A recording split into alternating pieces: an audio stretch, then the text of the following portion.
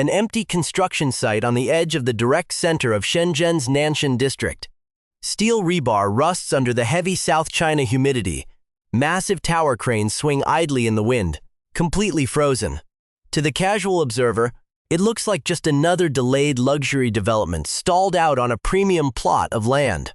But if you strip away the polished architectural renderings and dig directly into the corporate ledger of this half-built megastructure, you uncover a multi-layered web of massive debt, hidden engineering vulnerabilities, and structural panic. A sovereign-backed bridge loan that expired over 14 months ago.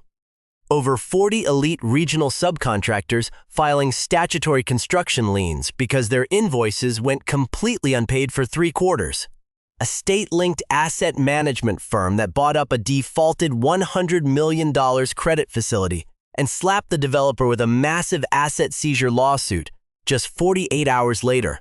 A billionaire venture capitalist from Hangzhou suing the primary developer for what legal filings describe as a deliberate, calculated, and systematic financial illusion, and hovering over this entire mountain of litigation, emblazoned across every marketing brochure, every VIP showroom, and every single promotional video, are 3 letters that buyers thought guaranteed absolute structural perfection: the elite German automotive badge. Mercedes-Benz. The project is officially registered as Mercedes-Benz Places Shenzhen. It was marketed to the public as an ultra-luxury, 2-tower residential and commercial complex, a soaring 67-story, 260-meter, mixed-use megatall skyscraper designed by international architectural firms. The blueprint promised 791 high-end condominium units, a 5-star boutique hotel, 20,000 square meters of Grade A corporate office space, and 13,000 square meters of hyper-exclusive wellness amenities. Micro-apartments and studio suites inside this complex started at a jaw-dropping $500,000. Explicitly targeting affluent tech executives and international investors who believed that a legendary German engineering brand was an absolute bulletproof guarantee of project execution and physical safety. Instead, that global automotive giant is now watching the entire project slide into a chaotic judicial liquidation from a very safe corporate distance. If you have been following this investigative channel for any length of time, you already know that this is not an isolated incident. We documented the exact same phenomenon with the ultra-luxury Aston Martin Residences waterfront project, where a legendary performance brand licenses its heritage to a local real estate group.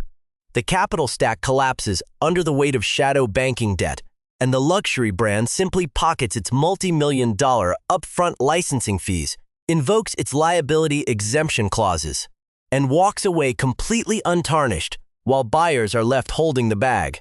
What is playing out right now in the heart of Shenzhen in June 2026 is that exact same corporate mechanism running at a terrifying scale. Buried deep inside a vastly more complicated paper trail of domestic trust loans, municipal land swaps, and severe subsurface engineering complications.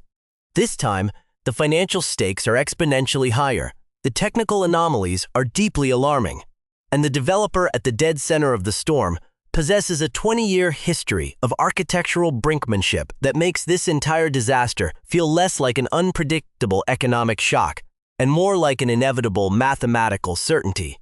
Before we dissect the terrifying engineering data and the forensic financial trail behind this crumbling $2 billion mega-project, make sure to hit that subscribe button and turn on the notification bell. We consistently cover the high-rise structural failures, luxury real estate mirages, and elite engineering disasters that municipal marketing boards and billionaire developers would desperately prefer you forget. This is the dark reality behind Mercedes-Benz Places Shenzhen. To fully comprehend the structural and financial disintegration of Mercedes-Benz Places Shenzhen, we must analyze the highly aggressive timeline of the developer behind it, Chen Jiarui. The visionary founder of Huaxi Development Group.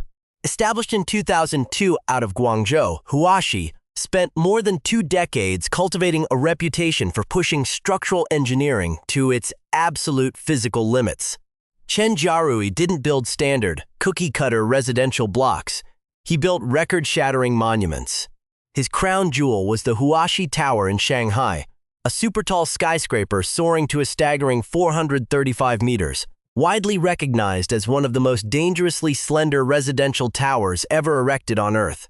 The building features an unprecedented height-to-width aspect ratio of approximately 24:1. To keep the tower from snapping or experiencing structural fatigue, structural engineers had to execute advanced wind tunnel modeling that had never been applied to a residential structure in mainland China.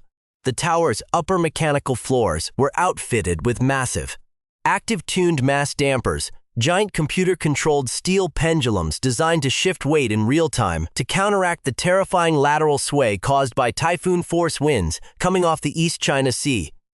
Chen Jiarui followed this up by constructing the twin copper towers on Guangzhou's Pearl River, two leaning, copper-clad structures linked by a high-altitude sky bridge, and a massive luxury skyscraper project in Beijing's Chaoyang district that shattered local price per square meter sales records.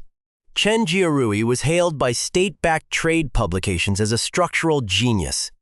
But the engineering audacity of Huaji Development Group was consistently heavily leveraged against a volatile web of high-yield shadow banking instruments.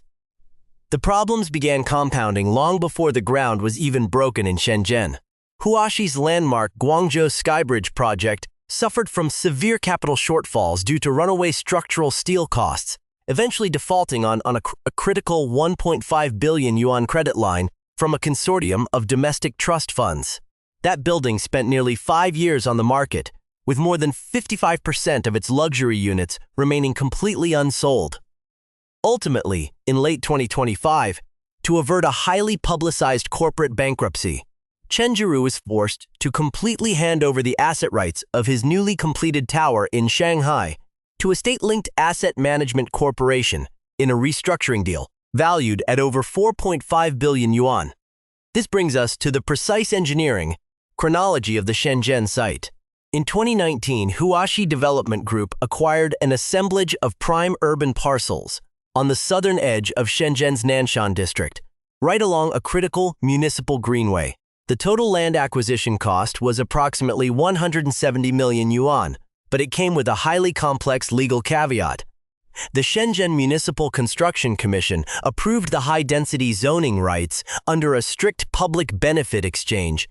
Chen Jiarui agreed to construct an advanced, multi-story municipal fire rescue station on-site valued at 55 million yuan and inject an additional 35 million yuan directly into the complete structural overhaul and reinforcement of the adjacent public subway station plaza. By 2020, Huaxi secured a 300 million yuan short-term financing facility from a regional commercial lender, which was rapidly refinanced in 2022 into a massive 600 million yuan acquisition and bridge loan from the Maxim Credit Fund. This bridge loan carried a hard, non-negotiable maturity date set for late 2023. At this specific juncture in time, the tower was completely unbranded. Excavation teams had already dug a massive 60-meter deep foundation pit directly into the complex subterranean soil matrix of Nanshan, a delicate layer of soft, water-bearing alluvial silt sitting precariously over fractured granitic bedrock. Then came the catastrophic technical shift. In February 2024, facing an imminent expiration of the Maxim Bridge loan, Huaxi announced its blockbuster partnership with Mercedes-Benz Customer Solutions GmbH. The unbranded project was instantly rechristened as Mercedes-Benz Places Shenzhen.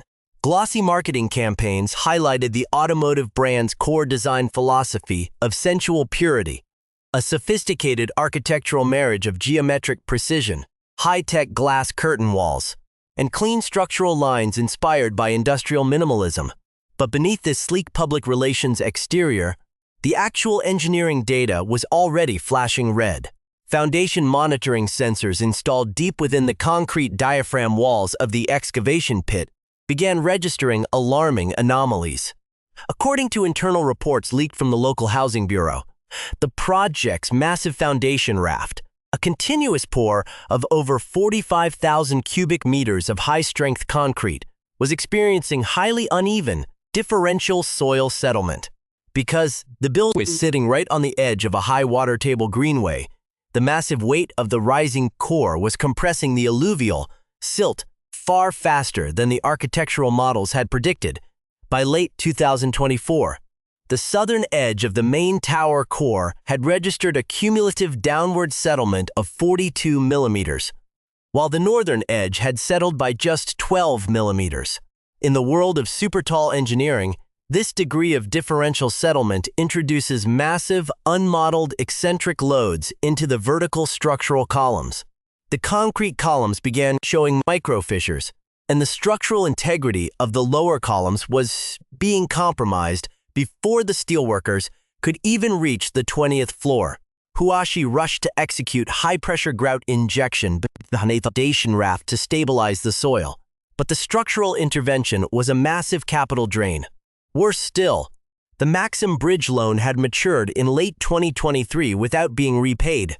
Huashi did not possess the hundreds of millions of yuan in liquid capital required to retire the debt, nor could they secure a permanent, long-term construction loan from major state banks because of the active structural settlement warnings flagged in the Housing Bureau's database. Maxim extended the maturity date 3 separate times, kickstarting a frantic pattern of short-term extensions that pushed the absolute deadline to January 15, 2025. When that date came and went, the borrowing entity, Wally controlled by Huashi, officially triggered a hard default. For over a year, construction limped forward on sheer momentum and unpaid subcontractor invoices, while the real estate market remained completely oblivious to the fact that the foundations of this tech luxury icon were structurally shifting and financially bankrupt. What is happening right now with the Mercedes-Benz Places Shenzhen project is not a unique, isolated structural anomaly. It is a textbook manifestation of a highly specific architectural and financial crisis that has repeatedly plagued some of the most visible super-tall projects across mainland China's rapidly evolved skylines. To fully understand the scale of the risk, we have to look across the country at the long-troubled history of elite tower construction, soil instability, and the dangerous friction between hyper-ambitious designs and local geological realities. The primary structural challenge facing the Nanshan project. This highly volatile differential settlement, where one side of a massive concrete raft sinks faster than the other, instantly evokes the highly documented engineering crisis that struck the iconic Shanghai Tower during its initial construction phase. Back when teams were executing the massive foundation pour for that 632-meter marvel, the immense, concentrated weight of the structure over a highly localized footprint caused deep subterranean mud layers to shift, resulting in prominent, highly visible fractures radiating across the surrounding street surfaces and pedestrian plazas, while the Shanghai Tower's engineering team successfully deployed an extraordinarily expensive network of deep-layer steel piles and massive perimeter structural rings to stabilize the surrounding earth. Smaller, less capitalized luxury developments rarely survive these subterranean surprises. We saw this exact same structural and financial mechanism lead to a complete catastrophe further north in the massive Binhai New area of Tianjin. There, a multi-billion-dollar luxury high-rise development featuring a highly publicized international design partnership ran into severe subsurface water ingress from the nearby Bohai Sea. Just like the alluvial silt matrix beneath Mercedes-Benz Places Shenzhen, the waterlogged soil in Tianjin began to liquefy under the eccentric vertical loads of the half-finished tower core. By the time the structural settlement exceeded 50 millimeters, major state-backed construction units pulled their workers off the site for safety reasons, triggering an immediate cross-default across a complex chain of regional shadow banking trust loans. The project was left completely abandoned for years, a stark, hollow concrete shell rusting under the coastal air, transforming from a premium real estate asset into a worthless legal liability. The structural danger is exponentially compounded when developers attempt to integrate these complex engineering feats with international brand licensing agreements. Take the infamous luxury waterfront high-rises in Wuhan's Hangzhou district, where a local developer partnered with a premium European design house to market ultra-exclusive residences along the Yangtze River. The marketing campaign promised buyers unparalleled structural perfection and high-tech engineering oversight. Yet behind the scenes, the developer was cutting corners on the foundation's concrete volume and rushing the curing times to meet aggressive quarterly repayment deadlines imposed by high-yield mezzanine lenders. Within 24 months of breaking ground, the building began exhibiting localized structural tilting, forcing the Municipal Housing Bureau to issue an immediate occupancy ban on the lower commercial levels. The luxury brand instantly pulled its name from the facade, cited its bulletproof liability exemption clauses, and left the domestic buyers to mount a chaotic, multi-year class action lawsuit against a bankrupt local shell company. This is the exact structural and corporate playbook running in Shenzhen right now. When a legendary automotive brand like Mercedes-Benz licenses its name to a real estate project, it relies entirely on a pre-packaged legal architecture designed by elite corporate attorneys to completely separate the prestige of the brand from the physical and financial execution of the project. The licensing agreement explicitly stipulates that the brand's role is restricted entirely to aesthetic alignment and design review. Their representatives participate in high-level architectural boards to ensure that the exterior glass curtain wall reflects their brand language, that the lobby layout mirrors the luxury minimalist aesthetic of their premium showrooms, and that the amenity spaces comply with the corporate branding guidelines. But when the concrete mix contains unapproved chemical accelerators to speed up the build cycle, or when the deep layer foundation piles fail to securely anchor into the fractured granitic bedrock, the brand is legally non-existent. They do not review the soil settlement data. They do not audit the subcontractor payrolls. They do not cross-examine the domestic trust fund documents. The 3 silver letters on the sales brochure function purely as an emotional trust mechanism, designed to command a massive price premium from wealthy buyers who naturally associate the badge with German engineering precision and rigorous mechanical reliability. In reality, that premium is paid entirely for a marketing illusion. The moment the construction commission issues a structural warning or a private lender files a foreclosure action to seize the land, the brand simply quietly terminates the licensing contract due to the developer's failure to maintain brand reputation, pockets the upfront royalties, and leaves the domestic market to deal with a crumbling, half-built concrete mountain. The human cost and the granular financial carnage of this structural freeze are laid bare when you step away from the corporate headquarters and examine the stack of civil complaints piling up inside the Shenzhen Municipal Intermediate People's Court. On April 6, 2026, an affiliate of the Cottonwood Group, operating domestically under the corporate vehicle CWRE SSF Flamingo Capital, shattered the delicate standoff. They filed a massive multi-volume foreclosure and asset seizure lawsuit against Huashi Development Group's localized project entity, officially registered as 191 SW12 Owner LLC. The lawsuit alleges that the developer owes a staggering 580 million yuan in unpaid principal, combined with an additional 145 million yuan in accrued default interest, late fees, and contractual penalties. Total claimed immediate damages, 725 million yuan. But it's the secondary defendants listed in the foreclosure complaint that reveal how deep the structural rot truly runs. The filing names over 40 domestic subcontractors who have recorded massive mechanics liens against the Nanshan property. These aren't abstract financial institutions. These are the actual multi-generation Chinese engineering units, concrete suppliers, curtain wall fabricators, and specialized soil stabilization teams who spent months laboring on the site under the intense South China heat.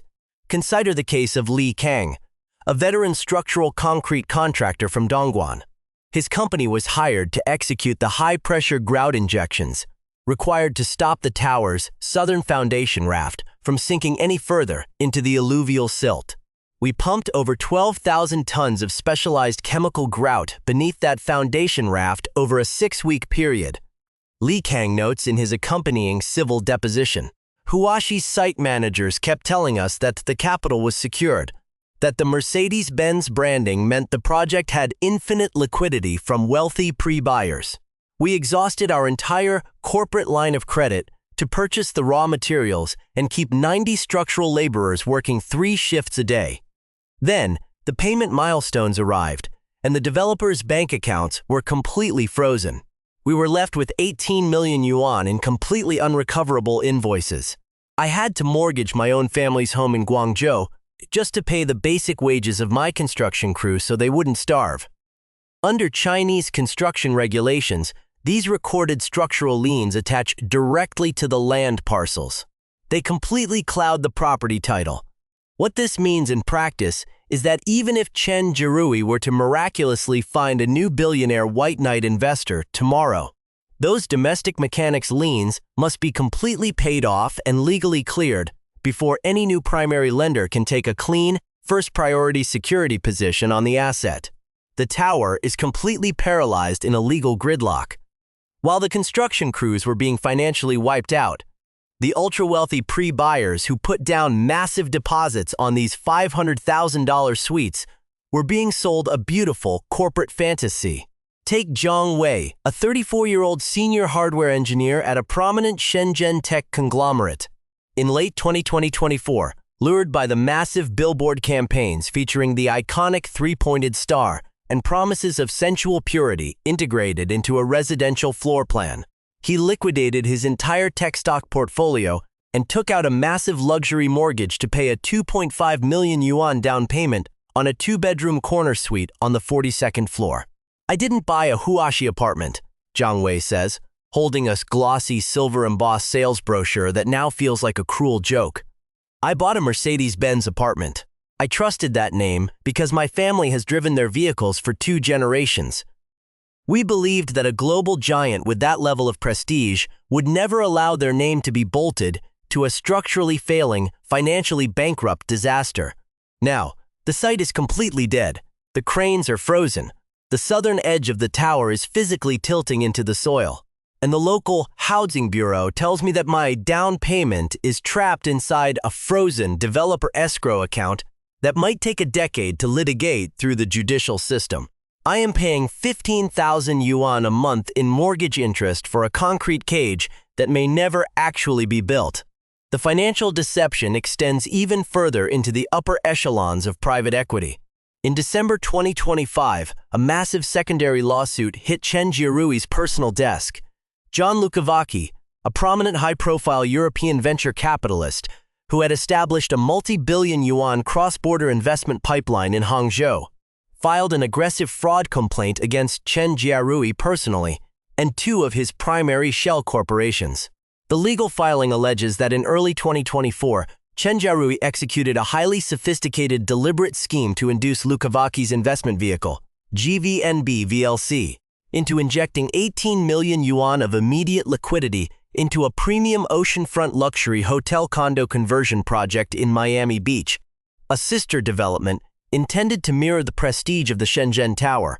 According to the filed court documents, Chen Jiarui provided the foreign investor with an official beautifully bound property appraisal document, claiming a third-party independent valuation of the project site at between 1.5 billion and 2 billion yuan. Relying on this data, Lukavaki injected his capital. However, the lawsuit alleges that the valuation was a complete fabrication. It was never created by an independent, licensed third-party appraisal firm, but was instead secretly drawn up internally by Huashi's own internal development director using heavily inflated metrics to create a financial illusion. Worse still, when Lukavaki demanded his official equity membership certificates to legally record his ownership stake, Chen Jiarui allegedly flatly refused, shuffling the funds through a maze of offshore entities to cover the rapidly expanding debt hole back at the Nanshan site. The complaint explicitly uses the phrase deliberate, calculated, and systematic financial fraud. By January 2026, the court temporarily stayed the fraud lawsuit due to jurisdictional overlaps, but the litigation remains an active, ticking financial bomb.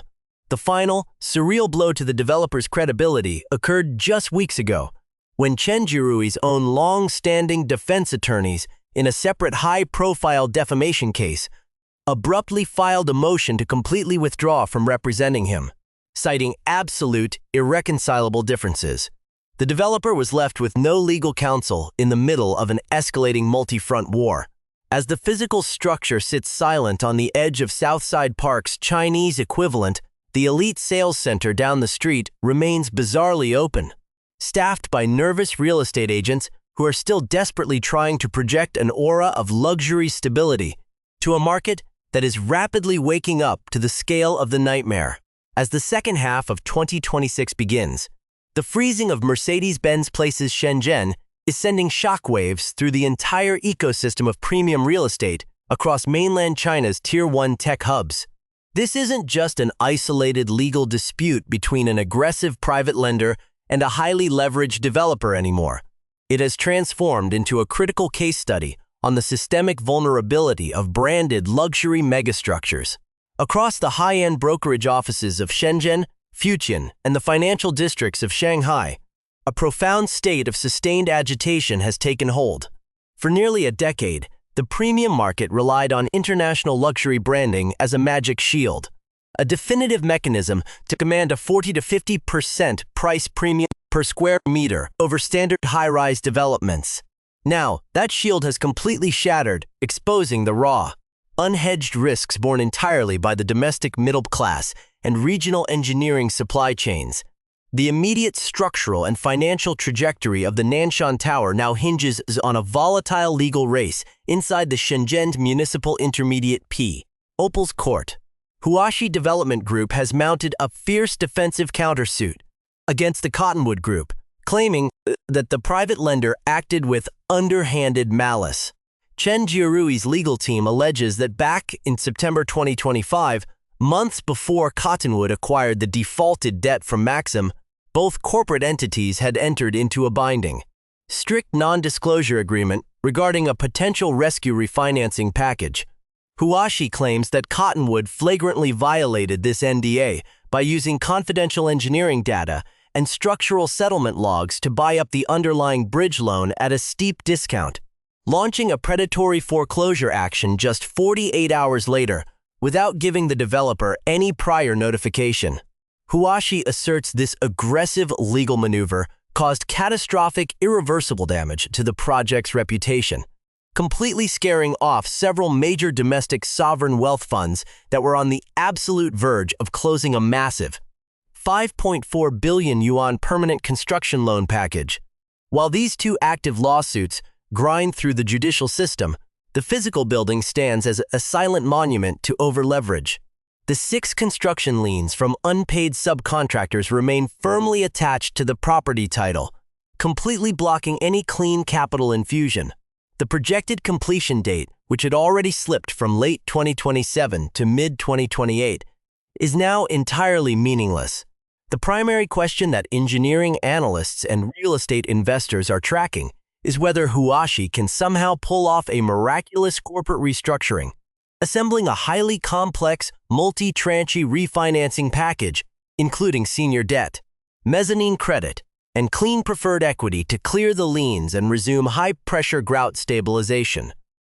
Or whether Cottonwood will successfully prevail in its foreclosure action, seize absolute control of the physical site, and plunge the half-built tower into a multi-year ownership limbo. If Cottonwood takes the site, history shows us the outcome is grim. Stalled luxury skyscrapers of this scale rapidly degenerate when left incomplete. Without active mechanical systems running, the South China humidity will aggressively corrode the exposed structural steel rebar. The unsealed concrete core will absorb moisture, accelerating the internal degradation of the lower columns that are already under severe eccentric stress from the unresolved 42mm differential foundation settlement. What was designed to be an architectural beacon of community and sustainable mobility could easily transform into a permanent, structurally compromised concrete ghost tower, staring blankly out over the Nanshan skyline. But what has already been definitively answered, without a shadow of a doubt, is the absolute illusion of the luxury automotive guarantee. Mercedes-Benz Customer Solutions GmbH, safely insulated behind its royalty-bearing, non-exclusive design license, continues to collect its upfront branding fees on whatever basis the contract dictates, entirely untouched by the chaos. Gordon Wagner will not be flying into Shenzhen to testify about foundation raft failures. the brand's official statements regarding the sensual purity of geometric forms and industrial precision remain preserved in glossy 2024 press archives, completely disconnected from the cold, hard reality of the foreclosure complaint detailing unpaid interest, defaulted maturity dates, and crumbling alluvial soil. There is a profound, instructive lesson buried in the immense gap between the language used to launch this $2 billion real estate mirage and the stark legal text now filed in the municipal court records. The marketing sold an emotional dream of German engineering perfection, absolute structural reliability, and a visionary lifestyle for the tech elite. The legal contract, buried in tiny, dense font that buyers rarely parse with appropriate care, disclosed a simple transactional reality, a corporate badge for rent, with zero financial backing, zero completion guarantees, and zero liability when the structural and financial foundations of the project inevitably gave way. As the sun sets over the stalled cranes of 191 Southwest 12th Street's Shenzhen equivalent, the three-pointed star remains a powerful marketing asset. But for the pre-buyers and unpaid workers staring up at the empty concrete shell, it is a stark reminder that in the world of high-leverage mega engineering, a name is never a guarantee. This is the structural reality that the real estate industry desperately wants.